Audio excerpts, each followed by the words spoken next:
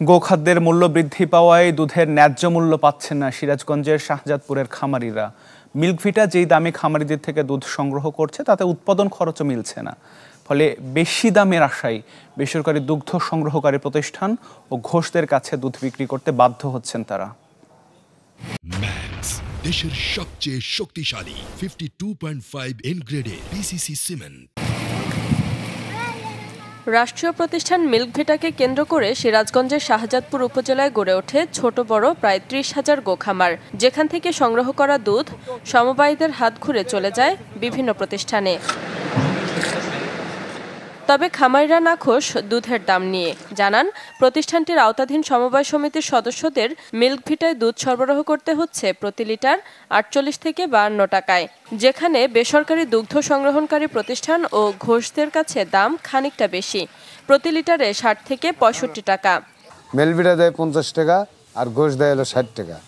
এতো আমাদের পোষাচ্ছে না, আমাদের দুধের দামটা একটু বাড়লে আমরা একটু বাঁচছি। দুধের দামটা বাড়িয়ে দিলে ৭০ টাকা এরকম হলে আমাদের গরু বাছুর পালা কিছু সম্ভব হবে আর কি। বর্তমানে খড়, ভুসি সহ প্যাকেটজাত গোখাদ্যের দাম মন প্রতি বেড়েছে ২০০ টাকা পর্যন্ত। তাই লোকসান কমাতে নিয়ম রক্ষায় স্বল্প পরিমাণে দুধ সরবরাহ করছেন খামারিরা। সমবায় সমিতির নেতারা বলছেন, মিল্কভিটা দুধের দাম কম দেওয়ায় এমন সিদ্ধান্ত নিতে বাধ্য হয়েছেন তারা। মিল্কভিটার দাম কম দেখে আমরা দুধ বাড়ে, সিংহভাগ দুধ বাড়ে বিক্রি করি, আর কিছু দুধ সামান্য দুধ মিল্কভিটা দিই, যেহেতু আমরা মিল্কভিটার সদস্য, সমিতির সদস্য, যার কারণে কিছু দুধ দিয়ে সমিতিগুলো ঠিক রাখি। দানাদার খাদ্যের যে দাম, তাতে আমাদের ৫০ টাকার উপরে ৫৫-৬০ টাকা মানে দাম পড়ে যায় ১ লিটার দুধ উৎপাদন করতে। মিল্কভিটায় ব্যবস্থাপনা পরিচালনা কমিটি না থাকায় অব্যবস্থাপনা তৈরি হচ্ছে বলে জানান এই কর্মকর্তা।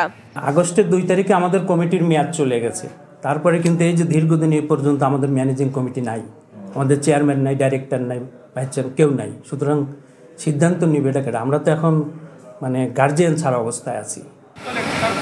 মিল্কভিটার আওতাধীন ৫৫০ সমবায় সমিতির সদস্য প্রায় ২৫,০০০, আর এর লক্ষ্যমাত্রা ২ লাখ লিটার, যেখানে প্রতিদিন ঘাটতি থাকছে ২০,০০০ লিটার পর্যন্ত।